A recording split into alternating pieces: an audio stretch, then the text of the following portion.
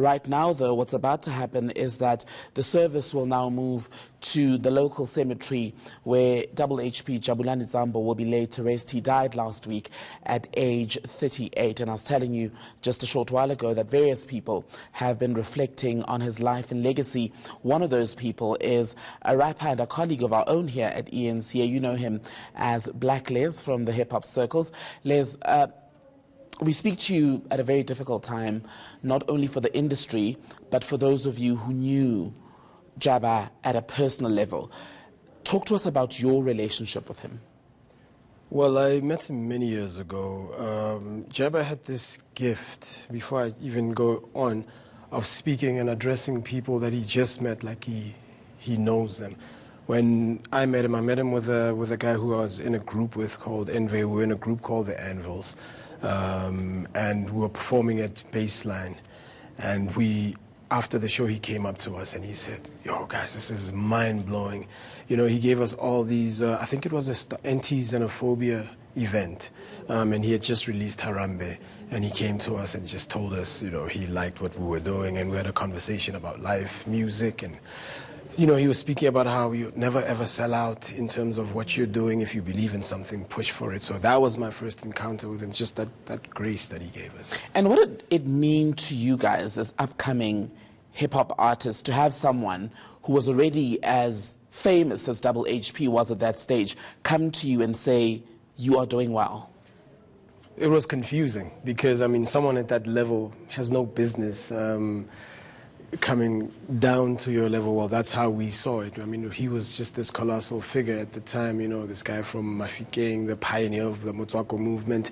You know, it was just surreal just to have a guy give you that kind of encouragement and with nothing to really benefit from it.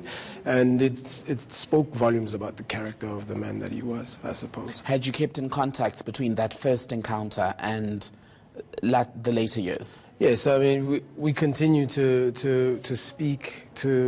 We actually worked on music later on.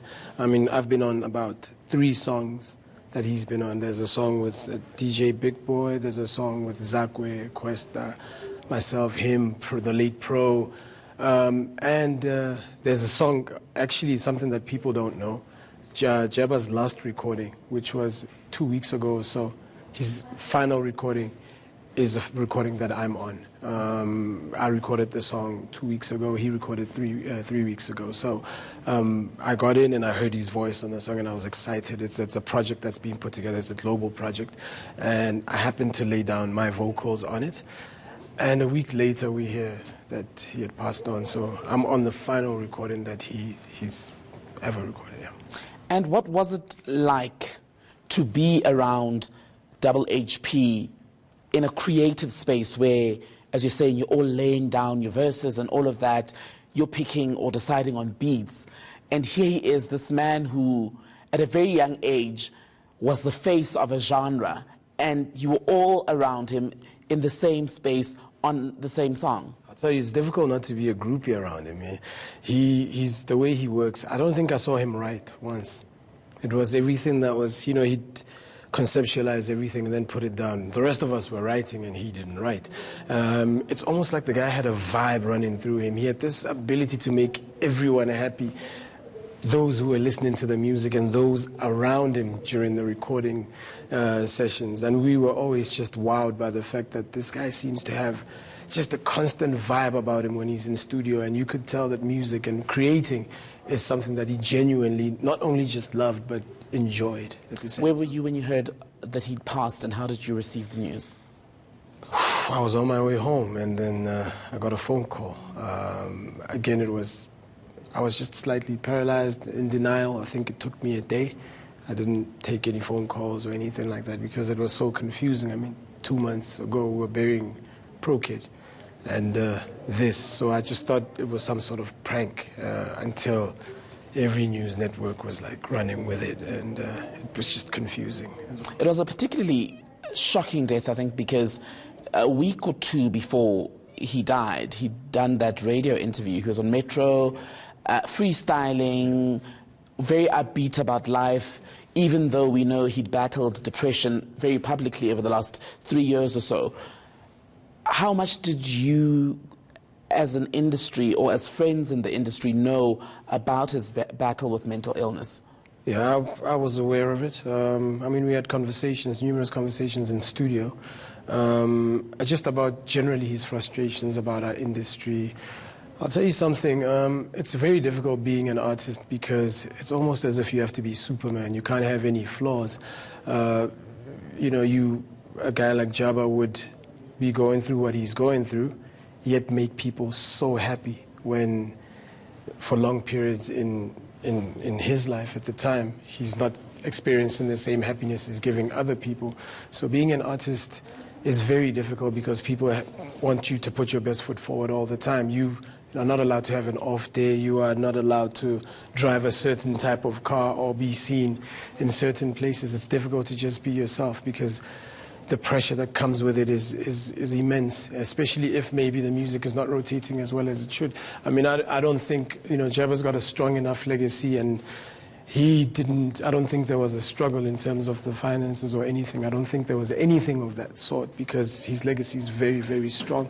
But in terms of dealing with depression, I think it's difficult for artists to really come out and address it the way they should because people and society expects you to put your best foot forward. Anything other than that, they see you as not good enough, subpar, or crazy, so to speak. It's been 10 days or so since the news of his passing. In your conversations with fellow people in the industry, are you finding that people are now more open about mental health? People are talking about depression, especially because hip-hop, for the longest time, the stereotype is that it is these hardened men and women who live life in the fast lane but seldom speak about the more fragile parts of life. I'll tell you what, I think the conversation needs to continue. I think a lot of what we're seeing on social media is a lot of people playing for the gallery. I think people are reactionary. When someone is going through something and they act or lash out and act a certain way, more often than not, that same peanut gallery that I'm referring to ridicules and trolls. So I think the conversation is, I think as much as, I think Jabba will probably go out as a martyr in that sense that people will have to even continue the conversations further. A lot of people are coming out. I'm in WhatsApp groups with friends and some of the guys who are in the industry. Some are sharing the most intimate and, you know, somewhat embarrassing parts of their lives that, well, society would see it as that. So I think, you know, we're seeing more and more of that since Pro and Jabba. Is there space then, Les, for yourselves as artists to use the very music that you are popular for to raise awareness about mental health and speak openly about the battles? Because we know it's not just HHP who's battled over the years, but to open up those spaces because young people, again, take a lot of their cues from their idols, their favorite artists. Yes, I think there is.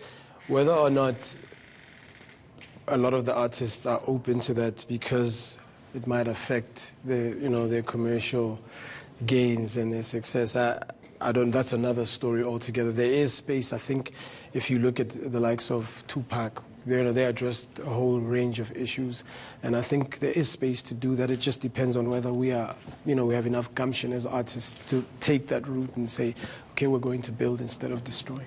Very quickly, what's the one thing that you think South Africans should know about HHP that's perhaps not been said in the last 10 days or so? HHP loved people. He loved his audience. He loved people. Anyone that came across him, he respected people equally from no matter who you were. I just remember being in the same space with him with people crowding him, and he just never minded that. And I think he didn't see himself as a celebrity per se. He was just a guy that had this extraordinary gift as well, same as Pro. They had this extraordinary gift to draw people to the music, but they were kind of attention shy. So yeah, his legacy is that he was a great musician, but at the same time, just a human being that wanted to do more for the people. Blacklez.